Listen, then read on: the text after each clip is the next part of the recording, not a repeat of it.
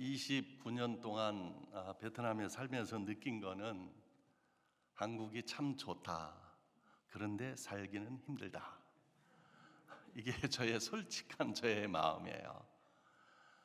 그래도 저는 참 감사한 게 우리 교회만 생각하면 참 내가 어떻게 교회의 동력이 될 수 있을까 하는 그러한 기도를 많이 했어요.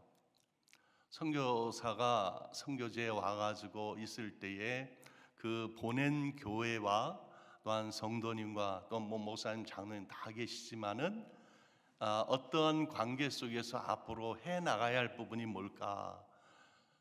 저는 그런 기도를 합니다. 우리 교회는 반드시 부흥해야 된다. 아멘 안 하세요? 저는 왜 그런 마음을 갖는가 하면은 선교사라고 하면 누가 선교사고 누가 성도인지 구분이 안 될 때가 많이 있죠. 한번 제가 물어보겠습니다. 선교는 누가 합니까? 첫 번째, 내가 한다. 두 번째, 선교사가 한다. 세 번째, 교회가 한다. 자, 첫 번째, 내가 한다고 하는 분은 한번 손 좀 들어보세요. 네. 그 다음에 선교사가 한다. 네. 그 다음에 교회가 한다. 다. 네. 참 이거는 뛰어놀래야 뛰어놀 수 없는데, 그래서 선교는 우리가 한다. 우리라고 하는 거는 나도 포함되고 선교사도 포함되고 교회도 포함되고, 물론 하나님의 선교라고 우리가 세미나도 많이 하는데, 저는 선교사 입장에서 어떤 생각이냐면 우리 아현 장로교회가 어떠한 모습으로 나왔으면 좋겠는, 기도하는 그 모습, 혹은 우리 담임 목사님하고 장로님하고 안 맞을 수도 있는 거 용서해 주시기 바랍니다. 제가 첫 번째는 선교의 삶이고, 그 다음에 다음 시간에는 선교적인 아현 장로교회 요 부분을 사도행전 1장과 13장에서 이제 하려고 하는데, 왜 그걸 하냐면 우리 교회는 반드시 뭐 해야 된다고요? 부흥해야 된다. 이 말세에 부흥하지 못하면은요, 하나님이 원치 않습니다. 상황이 굉장히 어려워요. 전쟁과 전염과 교회 어려움, 사회적으로 어려움, 진짜 많은 어려움 속에서 교회가, 아까 찬송할 때 괜히 마음이 울컥하대요. 교회가 교회되게, 예배가 예배되게. 이것을 언젠가 우리는 잊어버리고 사는 것 같아요. 저는 전도사 때 담임 목사님이 꼭 힘든 거는 전도사한테 시키더라고요. 우리 교회는 안 그래요. 제가 눈이 짝짝인데 40일 철야를 2번 하고 한쪽 눈이 쌍꺼풀이 졌어요. 집사람이 농담으로 40일 철야 2번만 하면 이쪽 맞아지겠다고. 옛날에는 10시부터 새벽 4시까지 하고 4시 반에 보통 새벽 기도를 드렸어요. 낮에는 낮에대로 좀 쉬기는 하지만 또 신방하고 하는데 참 쉽지가 않았는데, 오늘의 우리의 모습 보면은 참 너무 좋은 모습에서 있는 것 같아요. 그래서 이 선교적 삶이라고 하는 게 뭘까? 이 부분을 한번 생각해 보려고 합니다.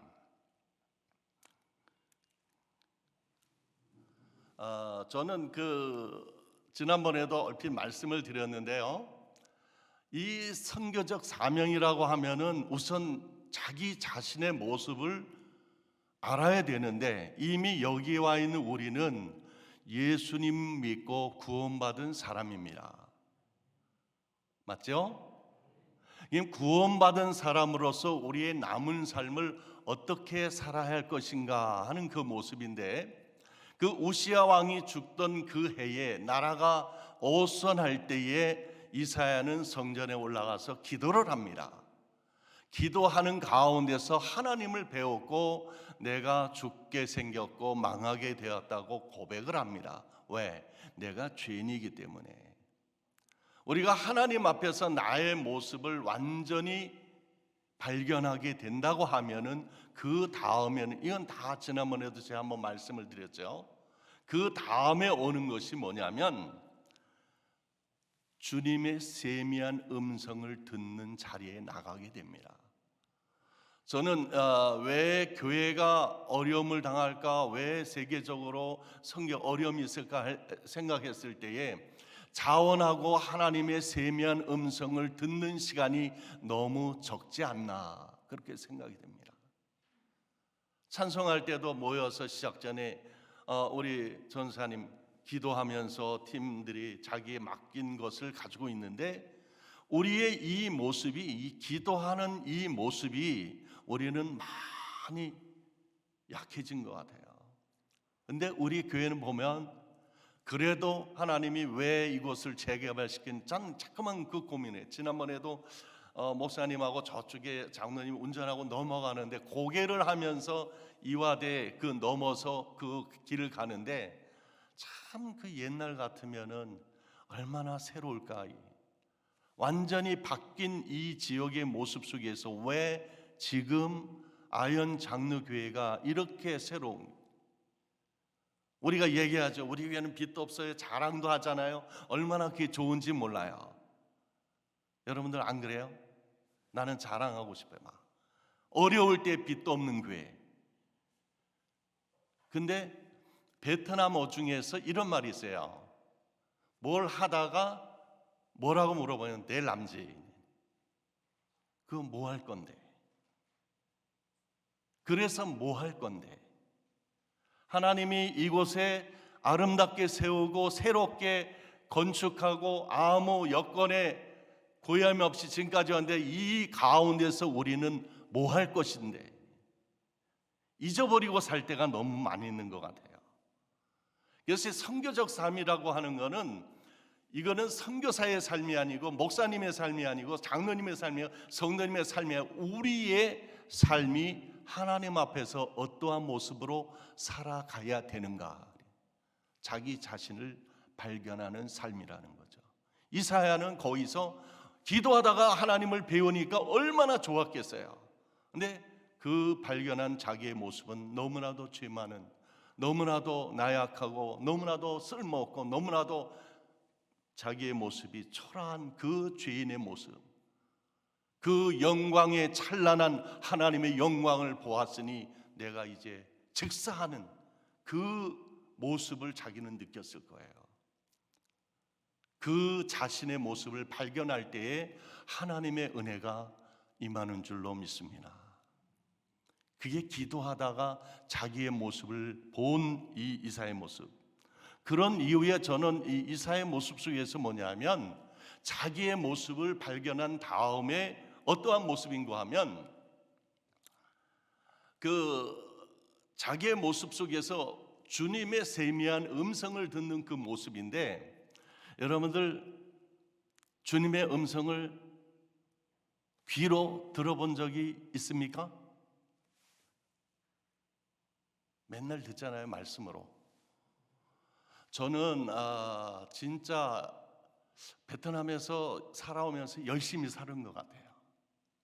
열심히 살았는데 운전도 열심히 해서 교회 건축하고 목회자 훈련하고 가는 곳마다 진짜 열심히 살았는데 어느 날 하루는 기도하는 중에 주님이 저에게 말씀을 주시는데 너 누구 일하냐 물어보시더라고요. 너 누구 일하냐고. 저는 깜짝 놀랐어요. 저는 하나님의 일한다고, 선교제 와서 선교한다고 하는데 나 혼자 신나서 다니고 있었는데 그때 집사람이 이제 우울증으로 힘들어하고 막 그럴 때 옆에 있는데도 집사람이 보이지는 않았어요. 혼자만 신나서 다녔는데 주님이 저한테 하시는 말씀이 너 누구 일하냐고. 저는 굉장히 놀랐어요. 나는 열심히 나 열심히 지금까지 얼마나 열심히 했는데 얼마나 했는데 그건 내 일 아니다. 우리가 하나님의 일한다고 하면서 착각할 때가 많이 있어요. 나는 그런다고 하는데 주님이 보실 때는 넌 내 일 아니야.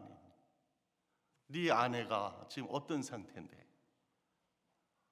제가 그때 많이 하나님 앞에 회개했습니다. 집사람이 옆에 있는데도 집사람이 어떤 상태인지 보이지를 않아요. 그래서 집사람한테 잘하려고 노력을 하는데 내가 잘할게 하고 돌아서면 또 안 되더라고요. 그래서 이 선교적 삶이라고 하는 것은 우리가 다 알고 있는 말씀이지만은 이게 이어지지 못하는 그 모습이 뭐냐면 이게 우리의 죄성이 아직 완전치 못하고 부족함 함투성이기 때문에 늘 이게 안 되던 것 같아요. 그래서 우리는 말씀을 보면서 기도하면서 우리의 모습이 어떻게 돼요? 새로운 모습이 되도록 날마다 몸부림치는 그 삶이 되어야 된다는 사실이죠. 저는 이것이 선교의 삶인데, 선교적인 삶인데 이거는 저와 여러분들 똑같은 모습이라는 거죠. 그래서 주님이 말씀하실 땐 그 이사야가 얼마나 은혜를 많이 받았으면 주님이 하시는 하나님 삼일체 하나님이라고 여기선 하나님 복수의 개념으로 히브리 원어에는 하나님들로 이렇게 나오는데 여기 보면 내가 누구를 보면 누가 우리를 위하여 갈고 누가 우리를 위하여 갈고 삼위일체 하나님께서 대화하시는 그 모습이죠. 이 모습 속에서 그것을 누가 듣습니까? 이사야가 듣습니다.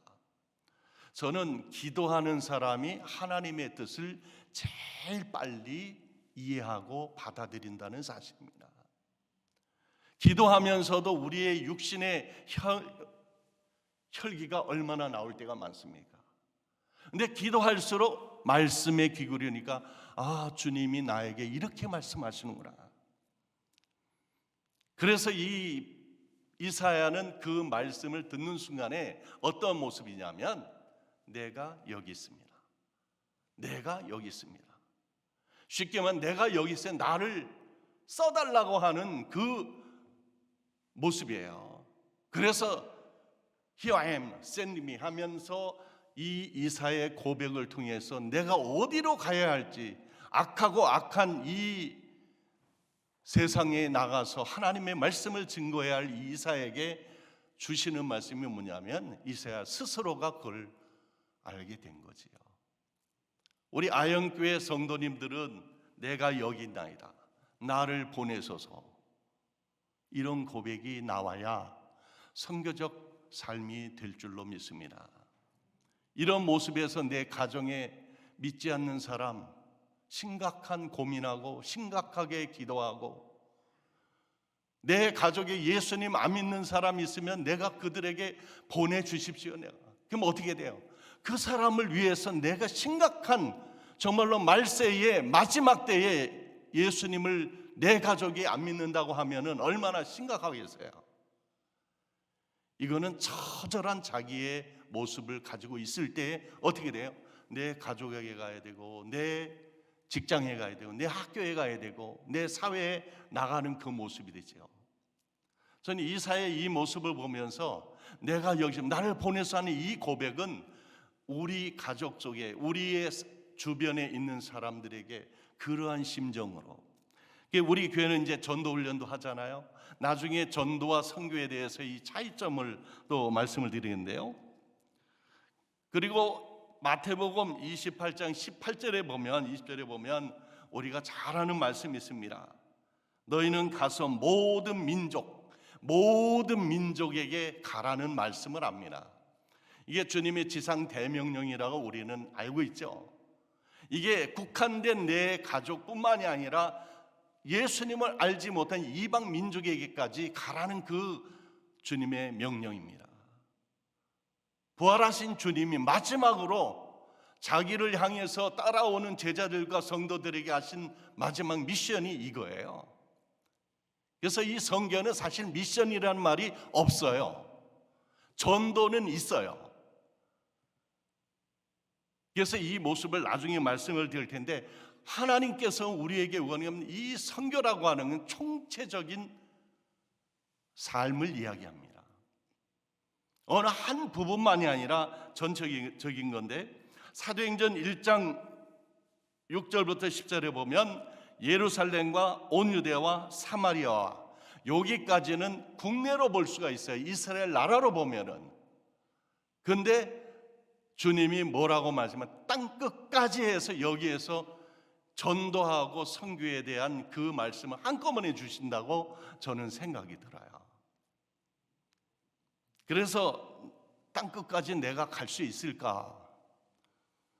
있을까? 없을까요? 비행기가 안 가는 나라가 거의 없어요. 베트남만 해도 하노이, 다낭, 냐짱, 달랏, 호치민 지금 다 열려요. 지금 너무 많이 왔다 가잖아요. 얼마든지 세상이 편리해져 갈 수 있는 그 세상이 왔습니다. 결국에는 뭐냐면 우리가 짧게는 내 가족의 믿지 않는 사람이고 내 직장이고 한국의 또 지역이겠지만은 또 넓게 보면은 다른 민족에게 가는 그 모습에 대해서 성경은 이야기하고 있습니다. 근데 중요한 거는 뭐냐면 이렇게 선교적인 삶을 사는데 내가 선교적인 삶을 살 때에 우리가 교회의 구성원으로 어떻게 되느냐? 결국엔 부흥이라는 거죠. 사도행전 2장에 보면 신도수가 3,000이나 됐더라. 숫자에 대해서 이야기하는 게 아닙니다. 구원받는 사람이 날마다 더하시더라. 이게 성경에서 말하는 핵심 내용이에요.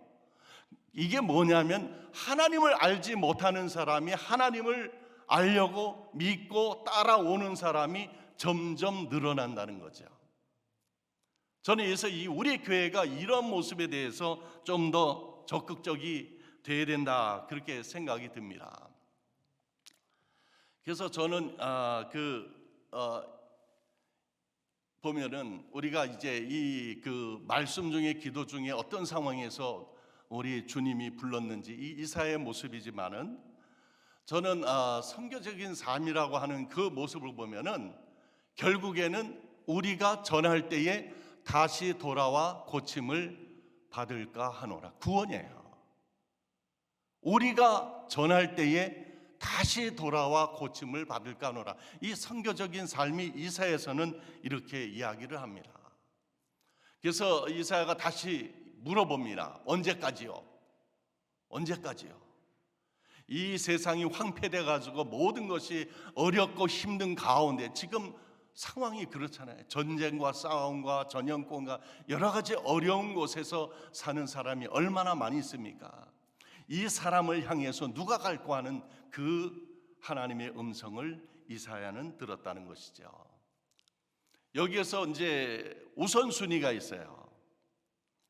이게 선교적 삶의 우선순위는 뭐냐면은 한마디로 마태복음 25장에 나와 있어요.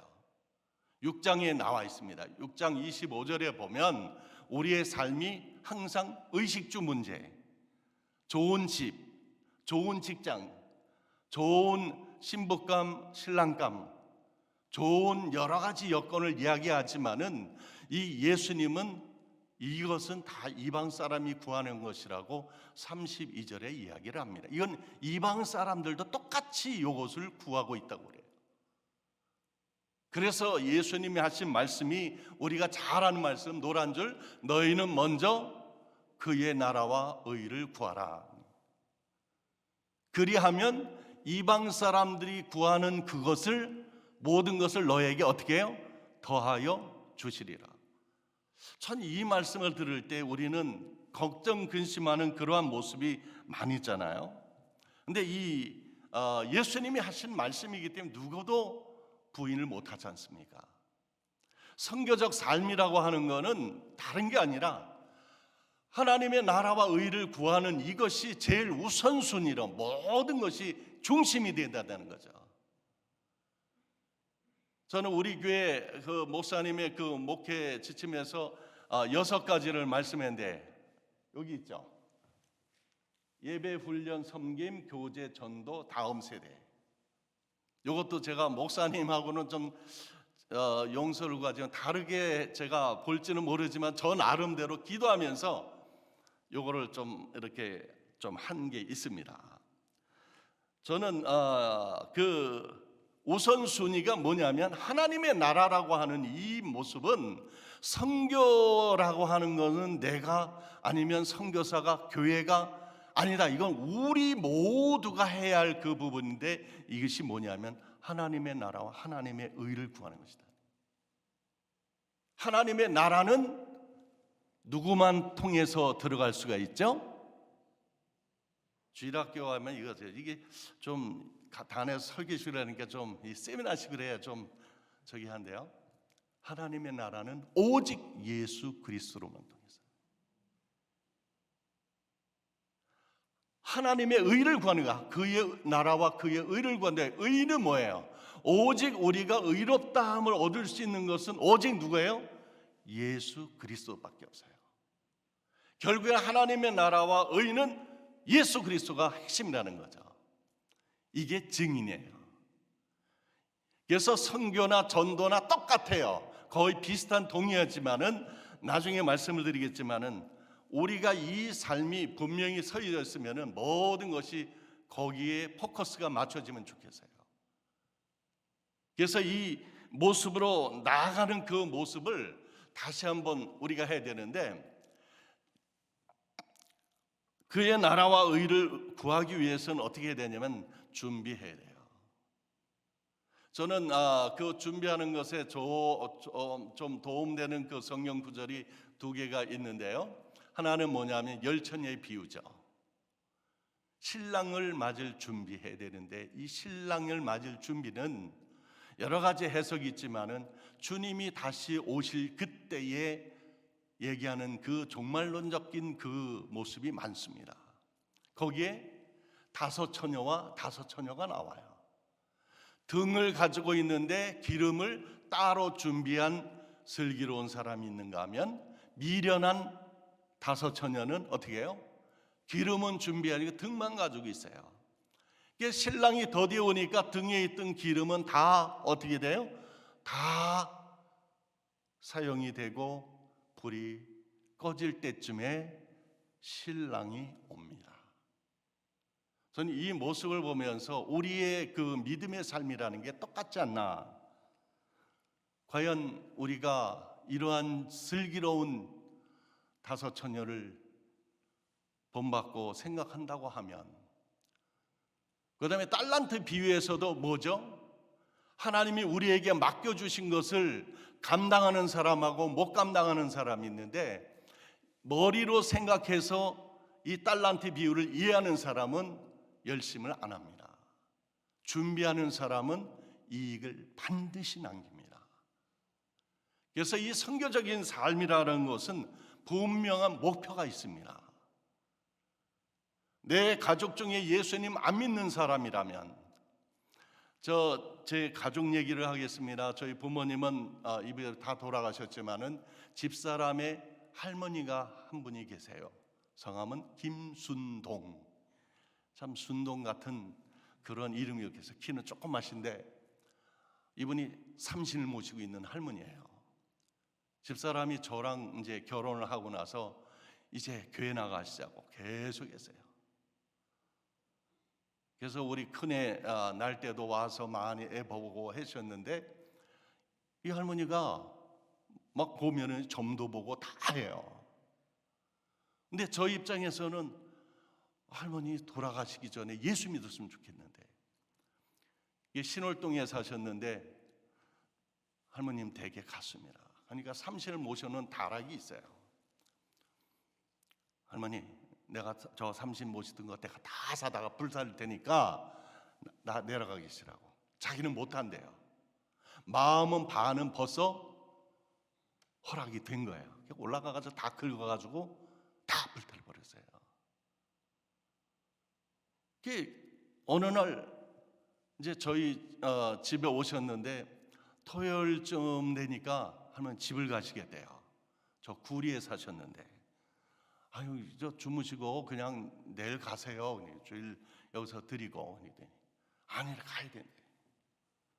주일날 새벽 성가대 쓴다고 가신대요.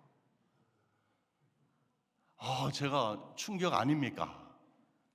삼신을 모시던 할머니가 주일날 새벽에 노인 성가대가 새벽에 쓰나 봐요. 구리 성광교회 우리 그 선배 목사님 목회하신 그 교회인데, 참 제 마음속에 또 집사람 또 부모님들이 얼마나 좋아하시는지. 우리가 이 모습에 대해서 우리가 잊어버릴 게 너무 많이 있는 거죠. 그래서 하나님의 나라와 의를 구하는 일에 우리는 핵심 목표가 돼야 돼요. 그러니까 학교를 다녀도 직장을 다녀도 사업을 해도 나는 내 가지고 있는 것을 내 남지 그걸 통해서 뭐 할 거냐? 하나님의 나라와 의를 구하는데 모든 것 사용한다. 그러면 손해날 것 같죠? 하나님은 절대 손해를 주시는 하나님이 아니시다. 풍성하고 넘치도록 눌러가지고 진짜 축복해 주시는 하나님이 우리 하나님이십니다. 그래서 이 선교적인 교회는 그래서 그런 꿈을 꿔야 우리 아현장로회는 반드시 부흥하리라. 축복을 받는 거죠.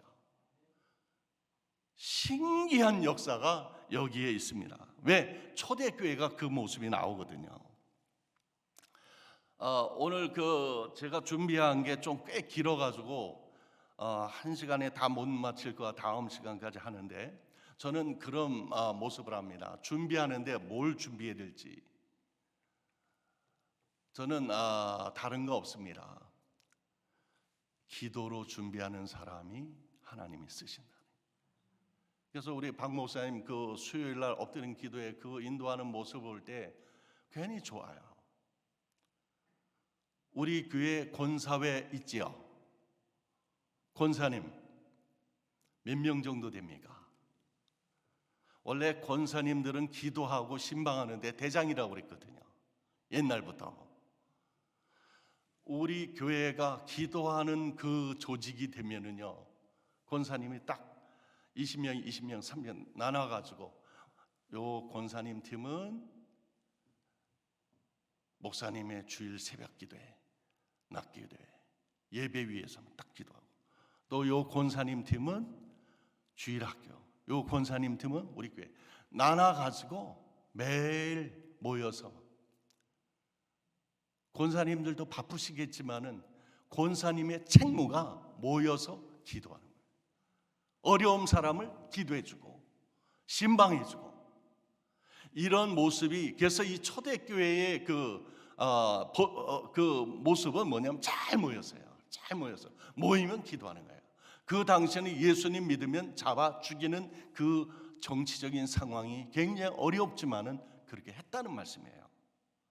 저는 그래서 이 기도하는 이 조직이 얼마나 중요한지 제가 한국에 오면서 제가 제일 관심 있는 게 뭐냐면 선교 기도팀이었어요. 교회마다 장로님들 모여서 기도 좀 한번 딱 모여놓고 다 안 해요. 어색해요. 처음에 어색해요. 근데 그런 것을 행하는 교회는요, 목사님이 너무 좋아하고 장로님들이 좋아하고. 왜? 자기들이 혼자 기도도 다 하는데 모여서 한 목표를 놓고 기도 짧게 10분이라도 하면은 이게 달라져요. 그래서 우리 교회는 기도하는 교회가 된다고 하면은 어떻게 돼요? 주일학교부터 기도팀들이 많아져야 돼요. 왜? 자기들이 기도 안 하고 누가 기도해 줍니까? 그 사람들이 기도하게끔. 저는 이 모습이 굉장히 중요하다고 생각이 듭니다. 그래서 이 전도와 선교에 있을 때에 나와 있지만은 불신자에게 복음을 증거하는 것이 전도예요. 때를 어떤 데든지 못 나가서 예수 믿으라고 외치는 이것이 전도입니다. 근데 선교는 성경에 나와요. 이 전도는 성경에 많이 나와 있습니다. 그래서 이 선교와 전도의 차이점이 뭐냐면은 그래서 우리가 선교 훈련을 받을 때에는 같은 민족, 같은 언어를 사용해서 전도하는 것을 M1 미션이라고 해요. 그 다음에 해외에 있는 같은 민족, 같은 언어권을 가지고 있는 사람을 M2라고 보통 이야기합니다. 그 다음에는 M3라고 부르는 것은 나랑 말도 틀리고 생김새도 틀리고 언어도 다른 타 문화권에 가서 전도하는 것을 보통 M3 선교라고 해요. 요즘에는 어떻게 바뀌었는지 모르지만은 거의 비슷하게 이야기를 합니다. 저는 이 모습을 보면은 이 전도하고 선교의 차이점이 뭐냐면은, 전도는 그 불신자를 향해서 복음을 직접 예수를 증거하는 삶이라고 하면은, 이 선교는 토탈적인 삶을 이야기할 때가 많습니다. 그건 전도뿐만 아니라 병원을 세워서 삶을 통해서 어떤 훈련을 통해서 모든 것이 토탈 미션이라고 요즘에는 부릅니다. 우리 교회는 어떠한 모습으로 나가야 될 것인지를 볼 수가 있죠. 그래서 이 목적은 같지만은 이러한 모습 속에서 전도 훈련을 계속 받는 그 모습은 뭐냐면, 불신자들 향해서 복음을 증거할 때에 그 중에 하나님이 선택한 사람, 하나님이 정해놓은 사람은 돌아오게 되어 있습니다. 외치지 않으면 그 사람이 어떻게 오겠습니까? 요즘에는 혼자 성경 보다가도 오는 사람이 있다고 하지만은 외치는 자의 소리가 없으면 어찌 들으리요 하는 것이 성경에서 말씀하는 거예요. 그래서 우리는 어떻게 해요? 옛날에는 그 주일학교 가면은 인도상이라고 있었어요. 교회로 인도해 나오는 사람. 그 다음에는 훈련을 받고 예수님을 고백하게 하고 세례, 학습 세례, 문답 다 걸쳐서 하잖아요. 지난주에 우리 그런 모습을 봤는데, 그러면 요만한 카드 하나씩 줬어요. 그거 몇 장 모이면 또 상도 주고. 어렸을 때 그랬는데 요즘에는 또 다른 모습으로 바뀌었겠지요. 그래서 저는 이 선교적인 삶은 어떠한 모습이냐면은, 우리 교회가 누구든지 와가지고 이 선교가 너무 나하고는 좀 다른, 이거는 특별히 선교사님 아니면 우리 교회, 이게 아니라 이거는 우리가 해야 할 사명입니다. 한국에 통계적으로 나와 있는데 교회가 제일 부흥하는 교회는 선교하는 교회예요. 제 그 교회를 가서 늘 사랑을 받았던 교회가 한 군데인데, 그 목사님이, 원로 목사님이 얼마 전에 돌아가셨는데 깜짝 놀라요. 코로나로 인해서. 그 부산의 정필도 목사님, 우리 베트남 애들 데리고 가서 찬양도 하고 막 그랬는데, 목사님은 기도하고 말씀 준비하고 부흥하면 선교사로 다 내보내고. 성도들은 나가야 돼요. 장로님, 집사님 다 나가요. 지금은 어떨지 모르는데 이 코로나 전에는 보통 1년에 1000명에서 1500명 청년들이 다 나가요. 단계로 다 나가. 근데 신기하게 교회는 더 부흥이 되더라고요. 우리 교회가 이렇게 하나님이 은혜를 주신 그 이유는, 우리 교회가 세계를 향한, 모든 민족을 향한 것으로 나아갈 때에 하나님은 우리 교회는 자동적으로 차고도 넘치는 은혜가 있을 줄로 믿습니다. 저는 이 선교는 부산에 그 풍성한 교회 김성곤 목사가 있어요. 만났어요. 그 후배지만은. 그럼 당신이 그 세미나도 많이 하고 뭐 쉐일이나 제자 훈련 많이 하는데 결론이 뭡니까? 오정현 목사도 사랑교회 친구니까 결론이 뭐냐고. 제자 훈련 결론이 뭐냐고. 그게 선교예요. 보내는 거예요. 신기하게도 한국에서는 그러한 모습으로 가지고 나가는 교회는 다 활성화가 되고 부흥이 되는 그 모습을 보게 됩니다. 세계적으로도 그래요.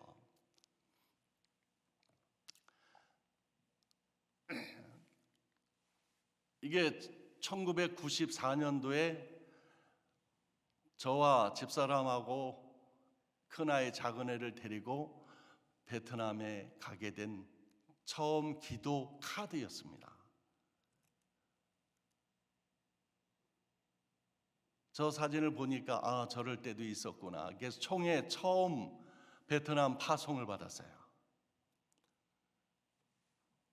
여러분 놀라지도 않는데요.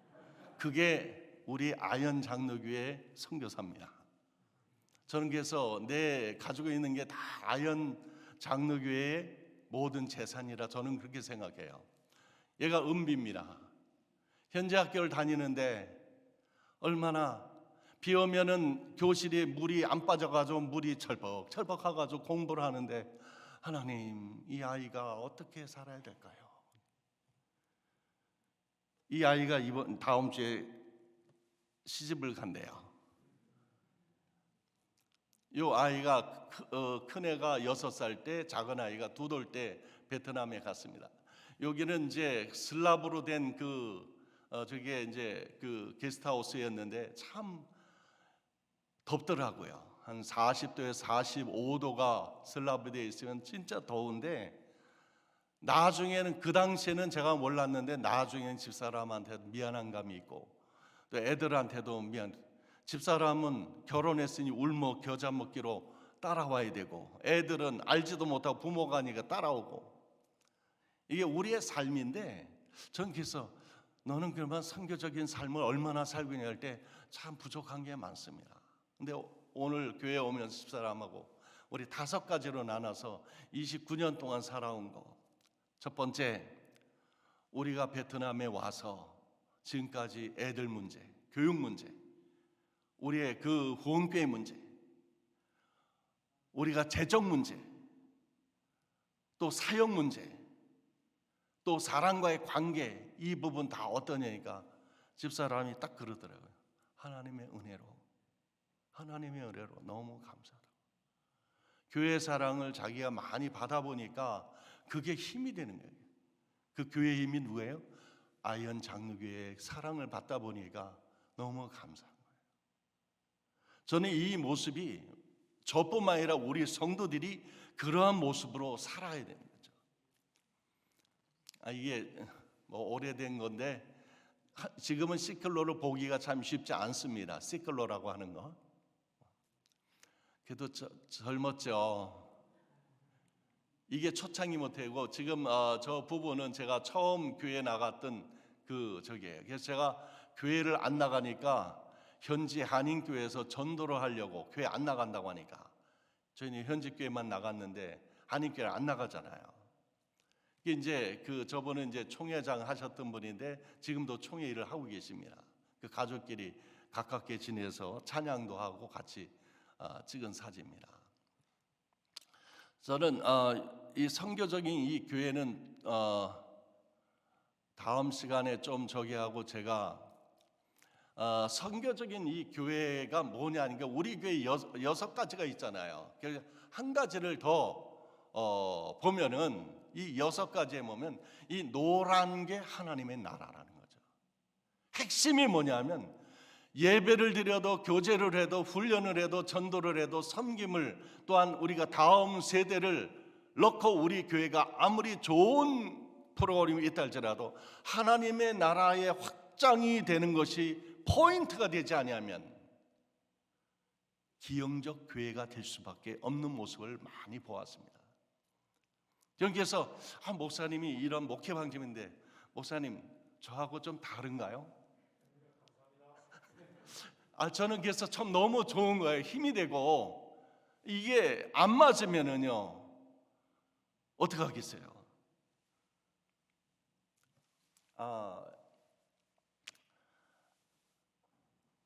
이쁘죠? 제 여동생이고 남편인데 2011년도에 제가 찾게 됐다고 말씀을 한번 드린 기억이 있습니다.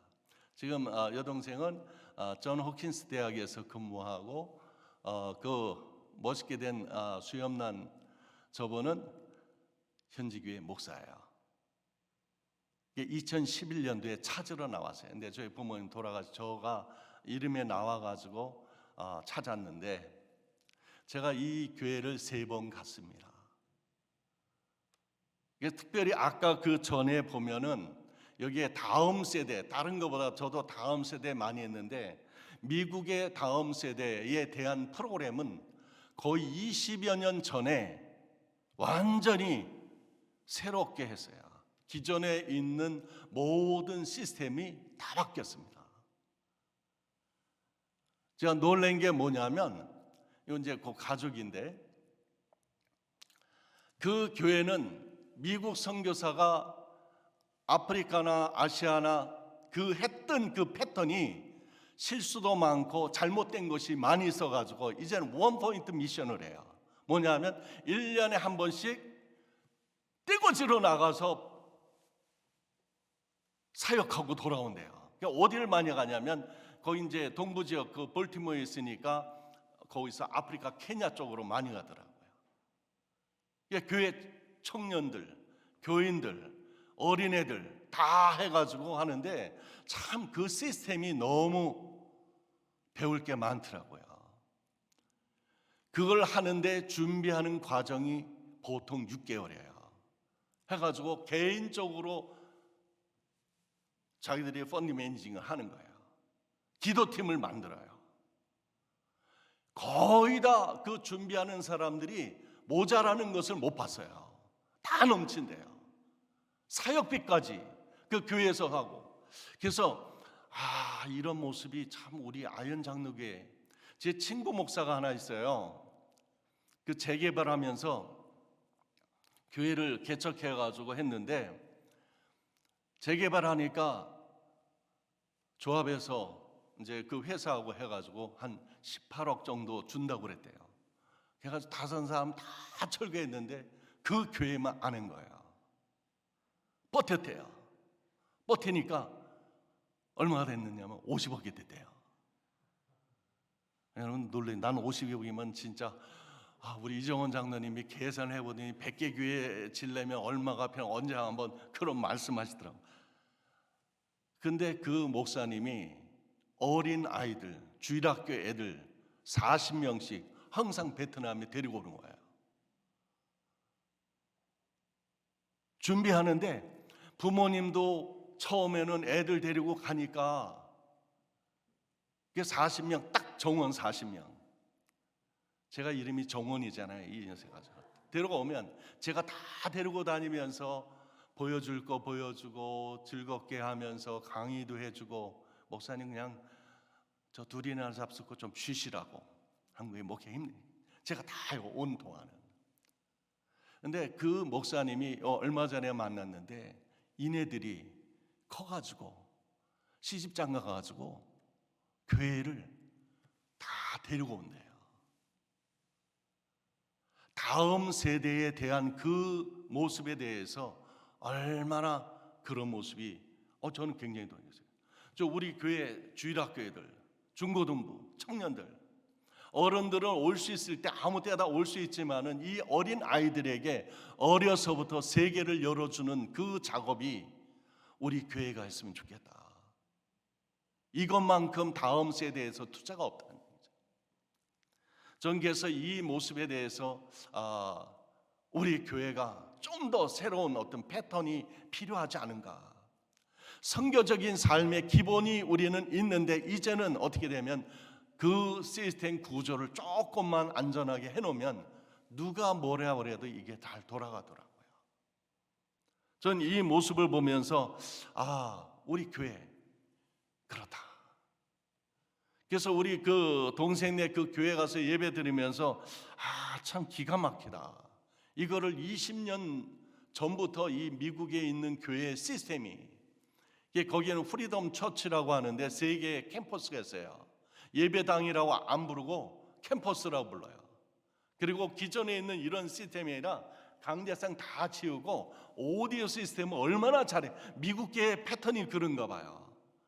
그냥 들어가면 찬양하고 그냥 뭐 기도하고 메시지 주고 또 모여서 기도하고 그리고 나가자는 거예요.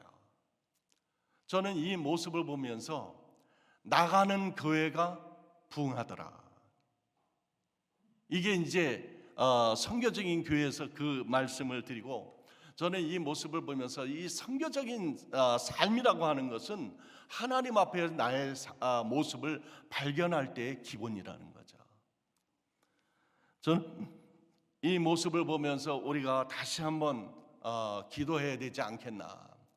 이 베트남에 우리가 그 아이들 놓고 같이 와서 같이 현지 청소년들하고 프로그램 만들어서 같이 잘 모이고, 현지는 너무 좋죠. 우리 교회도 이제 코로나는 이제 엔더믹 됐다고 하니까 다 이제 풀리고 다 하니까 어떻게 해요? 새로운 패턴이 돼야 되는데 저는 그게 선교적인 삶이 우리에게 있어야 되고, 그다음에 우리 아이언 장로교회는 선교적 교회가 된다고 하면 정말로 하나님이 얼마나 파워풀하게 역사하실까? 강한 능력이 어디 있는가? 이 초대교회 사도행전 1장부터 쭉 읽어보면 오순절 성령 강림이 된 이후에 베드로는 배반하지 않았습니다. 죽으면 죽으리라고. 오히려 학설에 보면 십자가를 거꾸로 죽었다는 이러한 모습에서 변함이 없었어요. 저는 이 모습을 보면서 우리 교회가 기도하는데 해야 되는데 성령이 임하시면 어떻게 돼요? 우리가 권능이 임하고 우리가 어떻게 돼요? 능력을 받아서 담대함으로 나가는 그 모습이 사도행전 1장 6절에 나와 있습니다. 그래서 그 안디옥 교회는 다음 시간에 제가 말씀을 드리겠고요. 이제 좀 처음으로 들어가서 선교적인 삶의 마무리를 좀 짓겠습니다.